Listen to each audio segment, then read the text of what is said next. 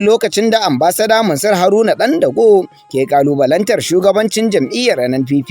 Ina kallon shugaban jam'iyyar nnpp Kwankwasiya da gwamnatinsa a matsayin shugaban jam'iyya na jikana'ika, wanda bai san me ake nufi da shugabancin jam'iyya ba a zargin da nake masa. Bai san me kai capacity shugabancin jam'iyya ba. Da ya san wannan shugabancin ba zai dinga yin wannan sirin bahanin da yake yi ba. Dan jarida ya tambaye shi ya ce meye abin da yake faruwa a kotu, ya kama zancen dala da kuma zancen sunkume.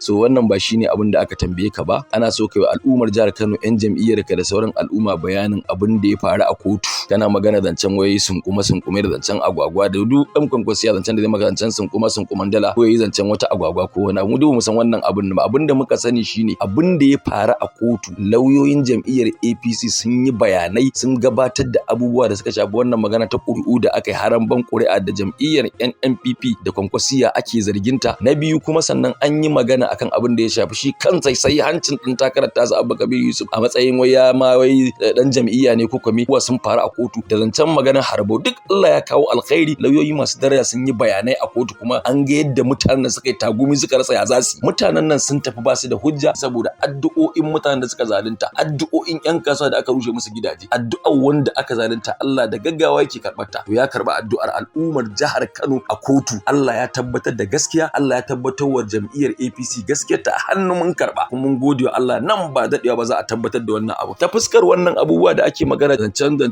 suke ta magana dala suna yin magana alhaji, ai su aka tona wa asiri. Su ne Allah ya kama su a hannu. Su ne kuma mutanen da ake zargin madugunsu da kuɗi, batan kuɗi naira biliyan 10, wanda kowa ya ga EFCC ta daga wannan abin ta ɗora sunan madugunsa ana zargin sa. Su suke da abin faɗa, amma abin da yasa su da ke kasan gwamnati ta to da baya za ta tafi da baya. A daidai wannan lokacin nake ƙare godewa jagororinmu, musamman mai girma Distinguished Senator Barau Jibrin, yadda ya tsaya tsayin daka wajen mutunta tsarin nan namu, yadda ya tsaya tsayin daka sai ya taimaki al'umma, yayi aikace-aikacen da ya kamata. To mai girma Distinguished Senator Barau Jibrin, wannan bawan Allah Alhaji Uwaisu Ala Kumurya, kaji mutanen nan yan Kwankwasiya irin su Zawa'i wai sun fara fitowa suna cewa wai wannan bawan Allah wai Alhaji Uwaisu Ala Kumurya ya tafe su. Kai mai Alhaji Uwaisu Ala Kumurya zai a gurna? Kai da kai wa Barau Jibrin butulci, kai wa jam'iyyar APC butulci. Ba abin da Barau Jibrin bai maka ba, ya baka mota, ya baka abubuwa da yawa na alkhairi kai, amma ka gudu ka koma Kwankwasiya ka dauka shi Alhaji Uwaisu Ala Kumurya kwaɗaye ne irin. Ambasada Mansur Haruna dago kenan guda cikin jigajigai a tsarin tafiyar siyasar gidan Dr. Nasiru Yusuf Gawuna.